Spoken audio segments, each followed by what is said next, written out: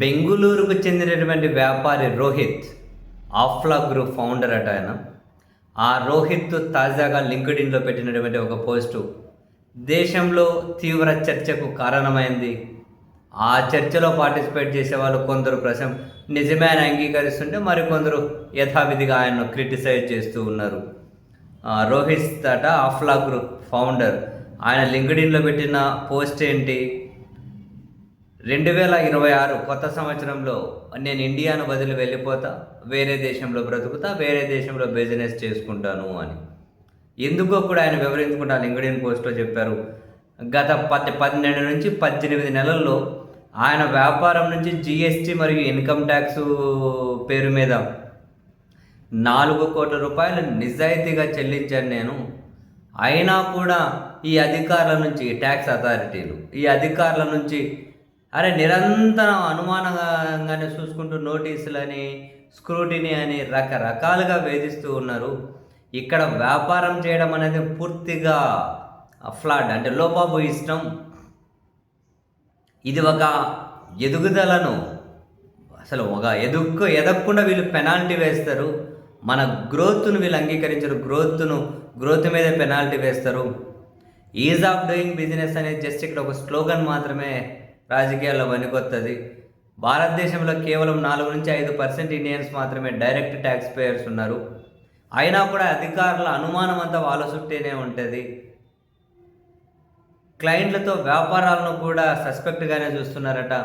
23 లక్షల ట్రాన్సాక్షన్ మీద ఇప్పటికి 10 నోటీసులు ఇచ్చారట.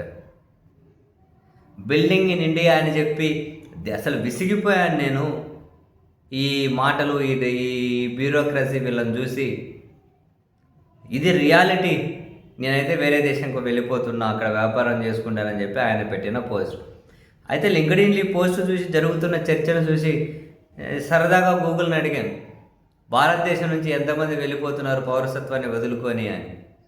దాదాపు గత 12 సంవత్సరాలలో 21 లక్షల మంది వెళ్ళిపోయారట. 21 lakhs, 21 లక్షల మంది వెళ్ళిపోయారట.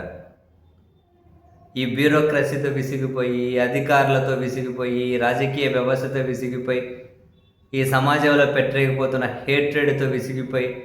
నేను ఆశ్చర్యపోయా. 12 సంవత్సరాల్లో 21 లక్షల మంది పౌరసత్వం వదిలేసి వెళ్ళిపోయారట ఇండియా నుండి. విసిగి వేజారిపోతున్నాము అని. ఏం చేస్తారు? ట్యాక్సులు కడతారు. బయటకు వస్తే ఆ ఫెసిలిటీస్ ఏమన్నా ఉంటాయా?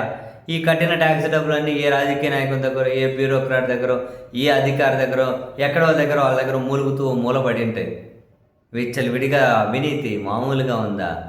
మన టీడీపీ ఎమ్మెల్సీ దీపక్ రెడ్డి గారు చెబుతూ ఉండరు కదా, ఒక బిజినెస్ మ్యాన్ పెళ్లి కోసం ఒక సీనియర్ ఐఏఎస్ వాళ్ళ కూతురికి 1000 కోట్లు కట్నంగా ఇస్తానన్నాడు. అట్లాంటి సిస్టంలో ఉన్నప్పుడు ఏం కానీ చేసేది ఏముంది? మొత్తానికి చేతుల దేశాన్ని అయితే దగ్గరుండి నాశనం చేస్తూ ఉన్నారు. దేశంలో చాలామందికి విజయం సాధిస్తూ ఉన్నారు.